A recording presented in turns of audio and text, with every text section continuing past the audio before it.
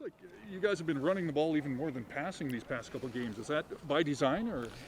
I mean, we've always wanted to try to attempt to run the ball, and we've got to come out and continue to do that thing and try to put possess the football. Time of possession is a big, huge key in winning and losing football games. So it's finally being emphasized. Yeah, it takes an element of success. You can't just run the ball as much as you want. Yeah, I mean, you got to end up in second and manageable, because if you're ending up in second and 8+, then you need to go ahead and throw the ball on 1st and 10. And then we've been in some of the games that we've dug ourselves a hole for various reasons. Then it's hard to run the ball when you're a couple of scores down. So I mean, a lot of that stuff can be skewed. I guess Cornelius too is a big part of that. Taylor, he's got to make quick decisions, and then he's a lot faster than what he even thinks he is, and so it's just a matter of him. I told him, I said, if it's cloudy, go get us in second and manageable, and that's kind of what he's been doing. New quarterback on the team here. Does that speak to Trey Ford, or is there a status update? No, it doesn't have anything really to do with him. We just, it's going to be, until Trey shows that he's completely 100% healthy, I'm not going to put him back out there. So we're not going to rush him. We're going to make sure that he's completely well, and when he's well, then he'll be back out there. There's no doubt about it, and he's working hard to get back.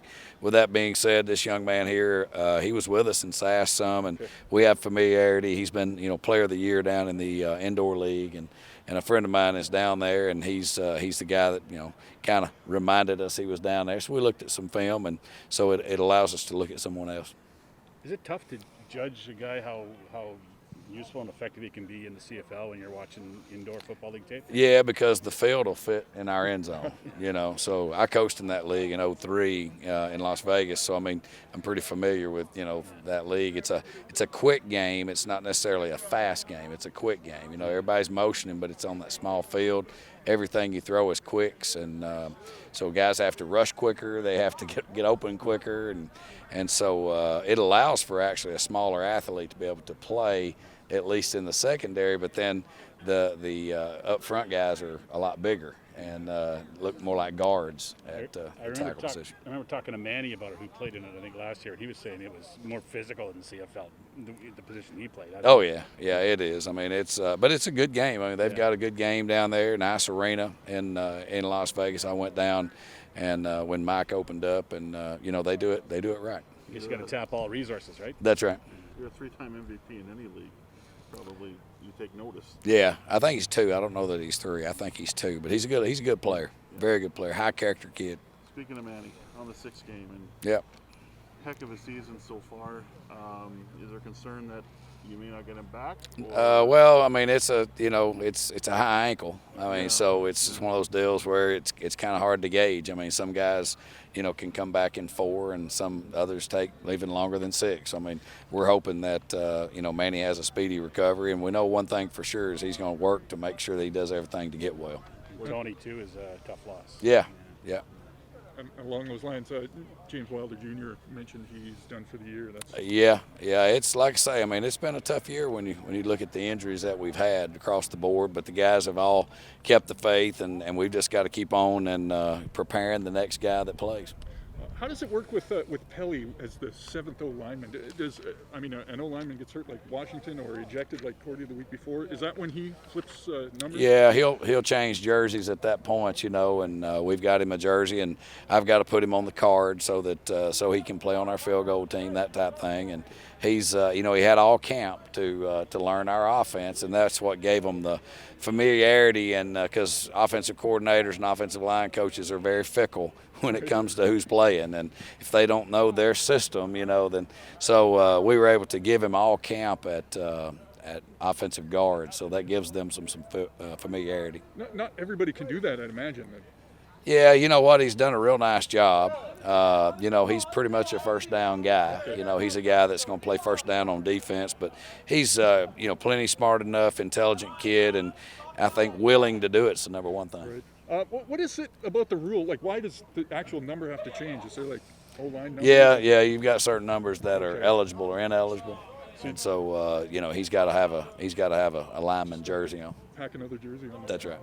Word out of Ottawa. Just talking about the significance of Friday's victory. You guys had a losing streak going. short week, long travel day, facing a team that just came off a bye. Just how big was it for you guys?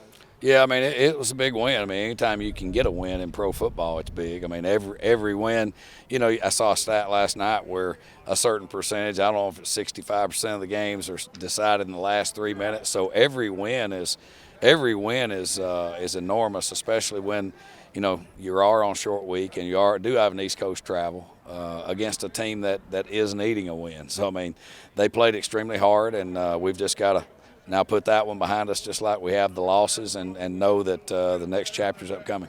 Word out of Ottawa today is that Arbuckle's going to start this week. Does that change your approach when you switch from a guy who runs a lot in Evans to a guy who stays in the pocket? Well, I mean, you know, certainly, you know, scheme-wise, we pretty much have what we're going to do, and then we have to know who's in the game and know what their strengths are. And so, you know, Nick's a good quarterback. He's been in the league for a long time and played for some very good teams, very good coaches, and so we've got our hands full. Any benefit to having that familiarity with him from early on? Well, I mean, anytime you're around someone, you can, you know, look at the things that bothered him during camp and that type of thing. So we've gone back and kind of looked at ourselves and what we ran against him and what we had success. And so we, you know, but as far as giving you any advantage, you still have to play the game. You figure out a way to bottle that second half yet and drink it before Saturday?